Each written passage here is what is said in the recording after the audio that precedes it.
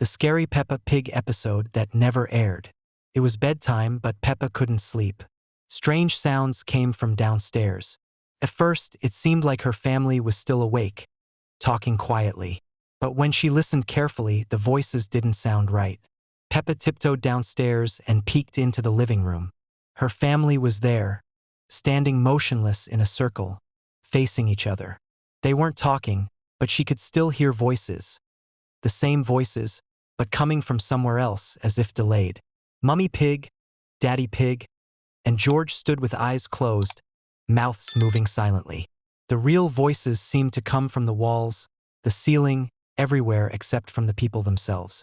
The voices had a normal family conversation about tomorrow's plans, but the words felt empty. Peppa crept back to her room, but the strange sounds continued. Now she heard footsteps walking through the house, but when she looked out the window, her family was still standing in the same circle. The footsteps repeated the same path over and over: kitchen to living room, up the stairs, down the hallway, and back. The footsteps stopped outside her bedroom door. Peppa held her breath. Someone was breathing behind the door, but too quietly to be any family member. The breathing was slow and patient, as if whoever it was had all the time in the world. Peppa whispered, "Mummy." No answer. She tried Daddy, then George, but the breathing continued, steady and calm. Finally, she asked, "Who are you?" The breathing stopped completely. The silence was more terrifying than the sounds. When morning came, Peppa found her family having breakfast as if nothing happened. They laughed and talked as usual, but their voices sounded exactly like those from behind the walls. When she asked about the previous evening, they looked confused and said they'd gone to bed early. Throughout the day, Peppa heard the same footsteps, always invisible, always following the same path. Sometimes she'd turn a corner expecting to see someone, but the hallway was empty.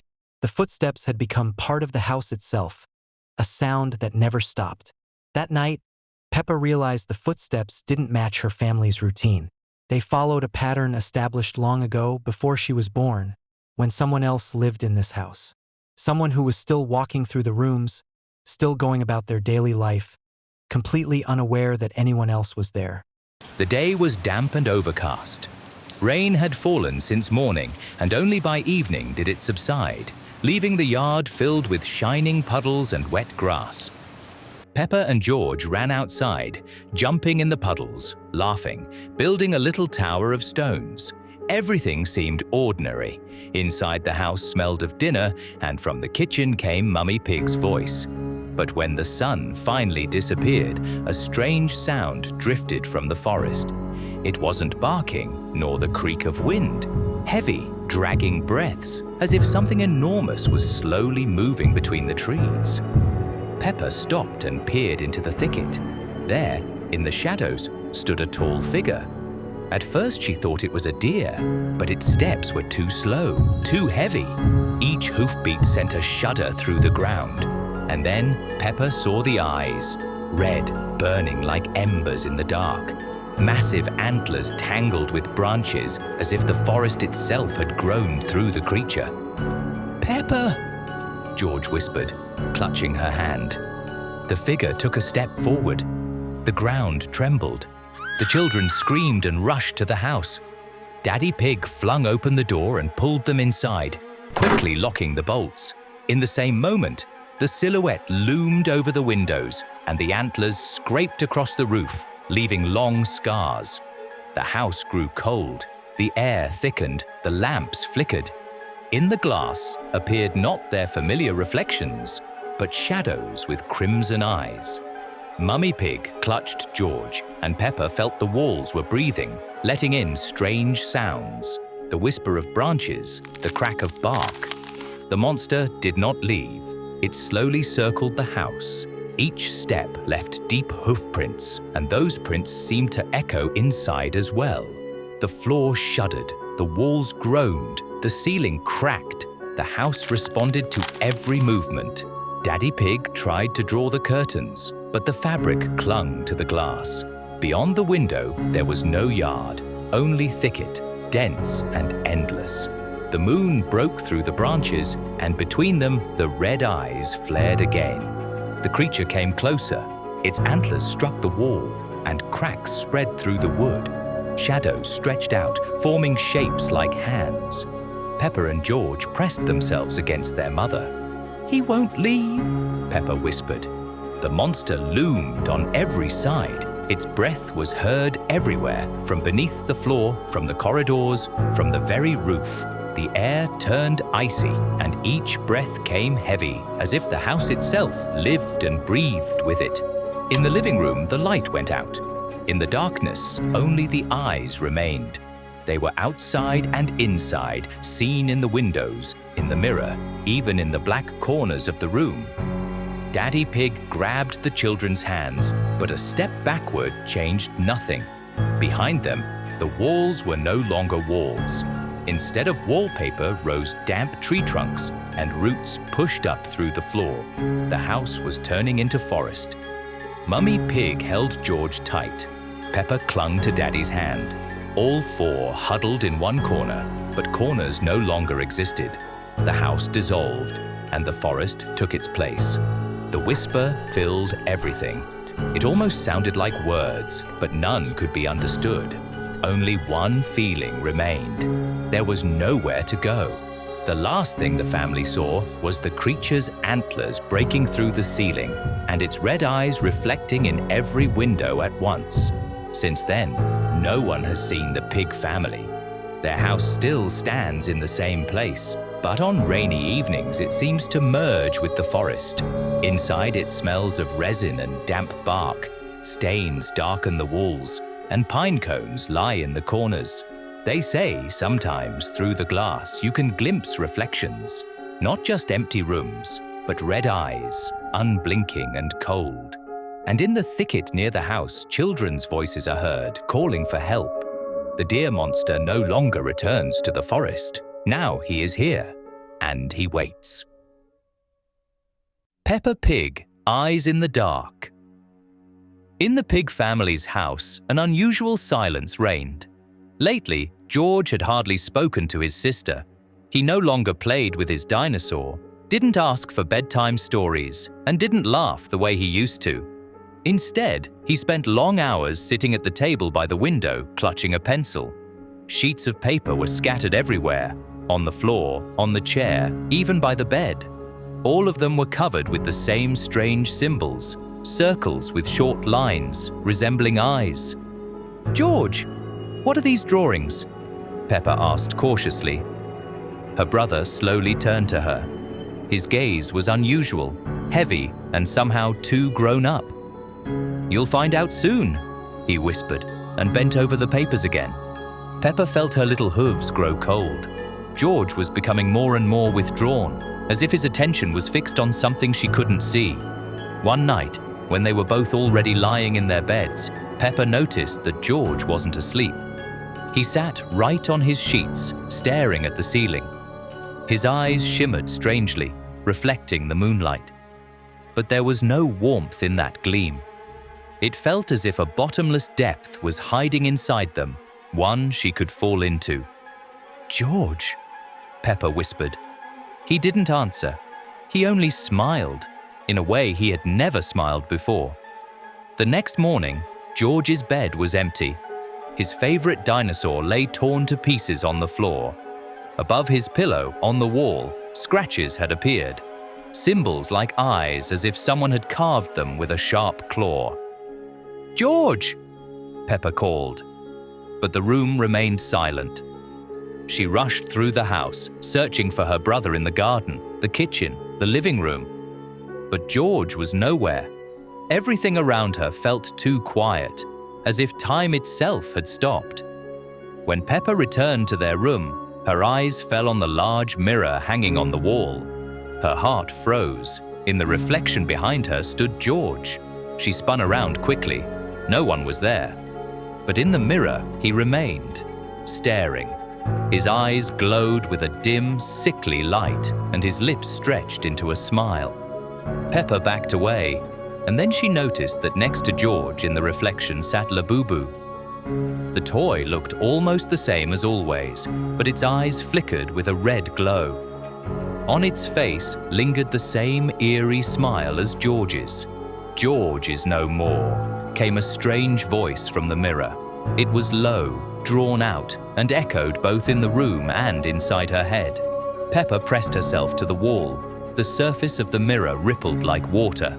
The shapes of George and Labubu moved forward toward the glass.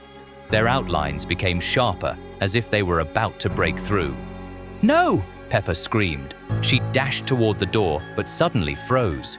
In the mirror, her own bed reflected as empty, and on it sat Labubu, very close now, with glowing eyes and a crooked smile. The mirror trembled, and the shadows nearly tore their way out. Peppa squeezed her eyes shut, unable to look. When she opened them again, the mirror was ordinary. The room was silent. Only George's bed remained empty. Later that night, when their parents had gone to sleep, Peppa sat on her bed, staring at the shelf where Labubu now stood again. He looked harmless, soft, and familiar. But now she knew the truth. His eyes were no longer lifeless buttons. In their dim glow flickered the same cold emptiness she had seen in George. And in the corner of the room, near the mirror, a crack was slowly spreading. It widened as if something unseen was watching from behind the wall. Scary Peppa Pig episode that never made it on TV. Peppa was playing with her toy train set in the living room.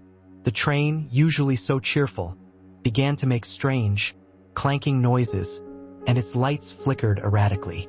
She tried to stop it, but it sped up, circling the room faster and faster, leaving a trail of dark, oily smoke.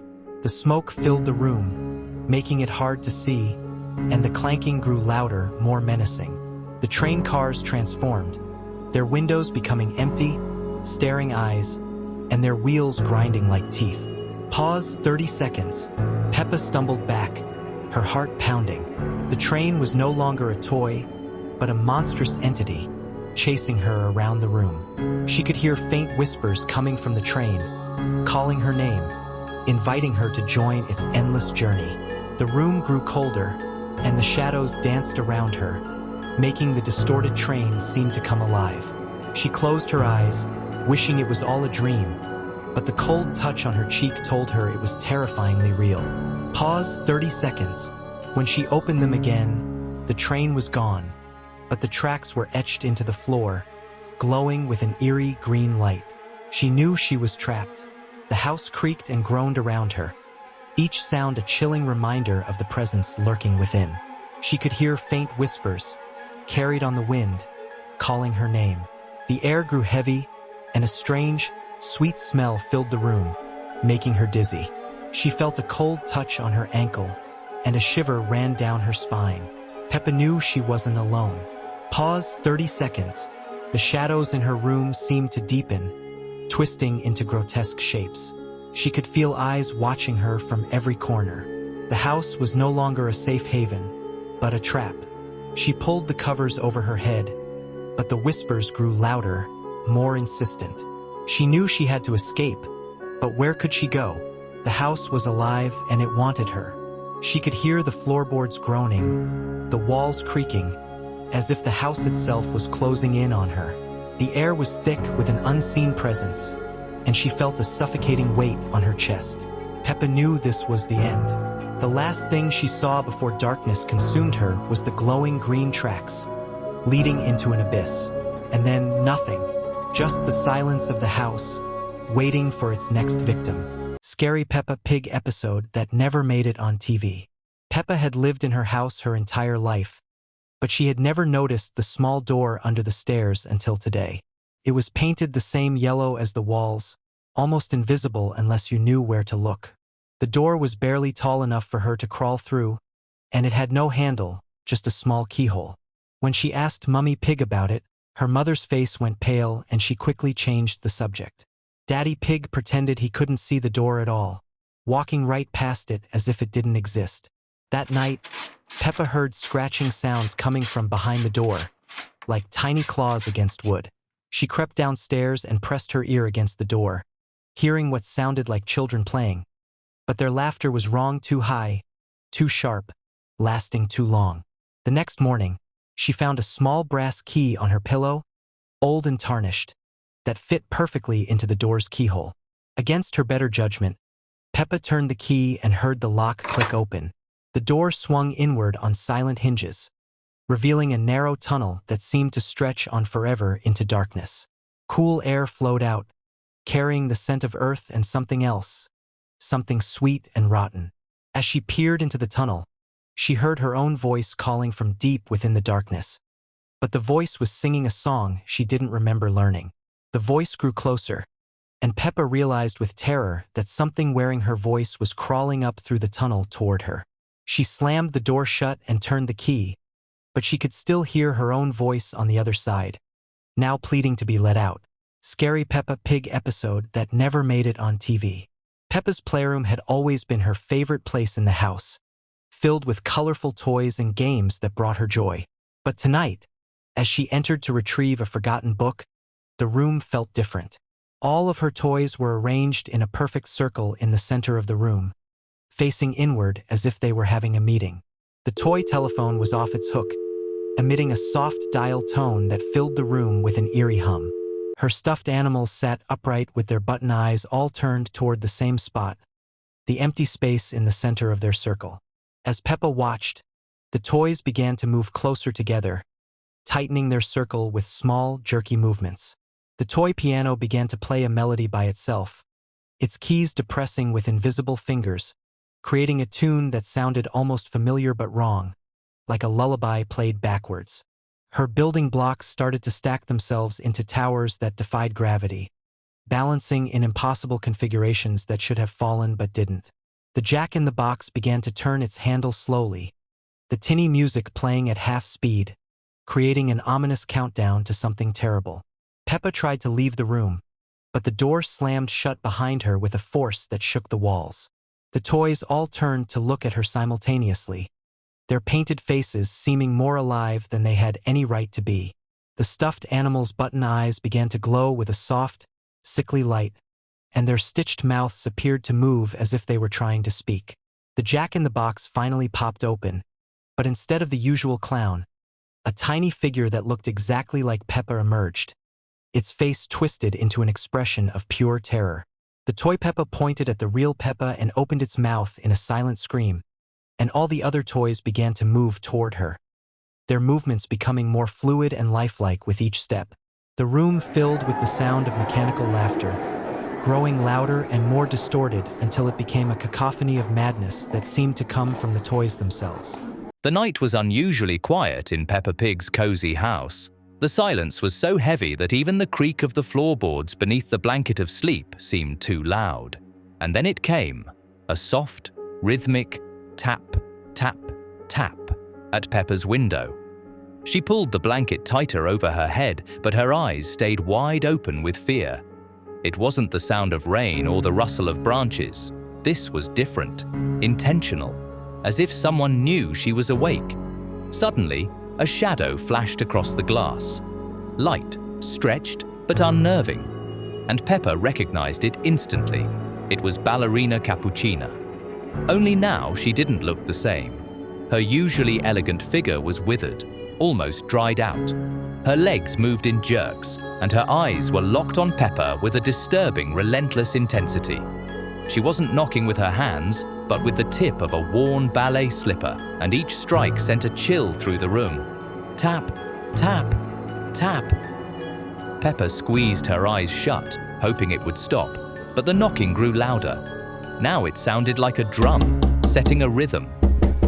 Ballerina Cappuccina twirled just outside the window, her movements unnatural, a grotesque parody of her former grace.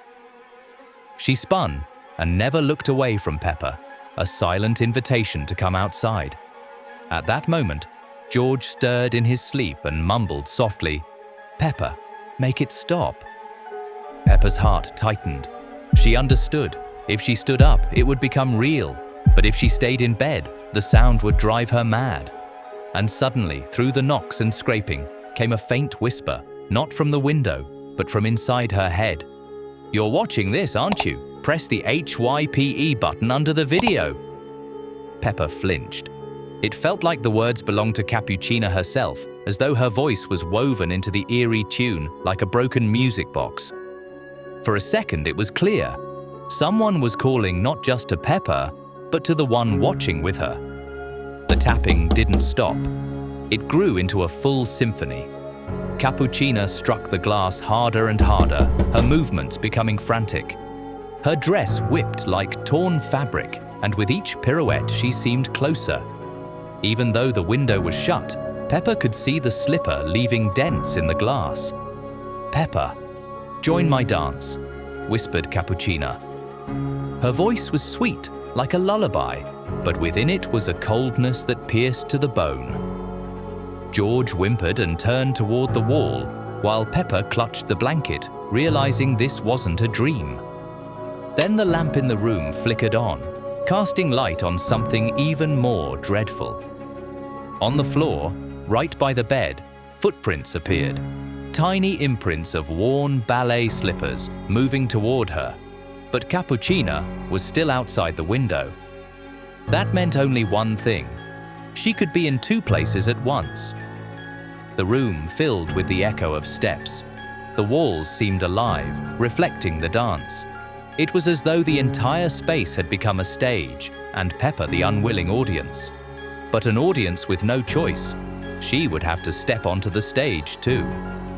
"One more step, and you'll stay with me forever," sang Cappuccina, her voice now coming from both outside and inside the room.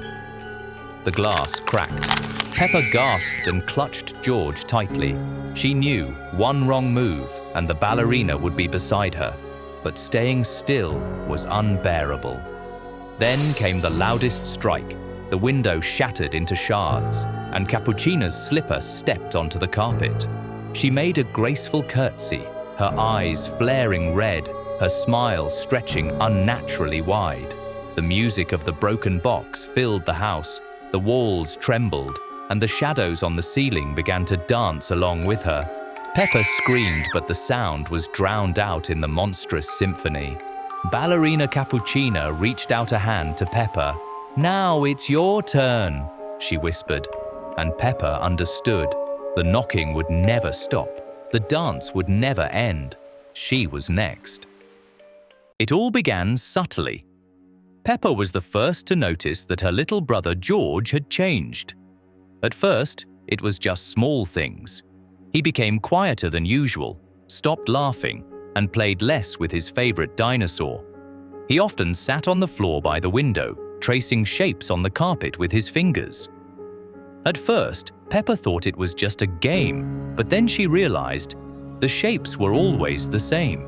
Circles, and in the center of each, two long stretched eyes. "George, what are you drawing?" she asked, trying to peek closer. But he didn't answer. His gaze was empty, as if he wasn't looking at the drawings at all, but sinking somewhere deep inside himself. With each passing day, it grew worse.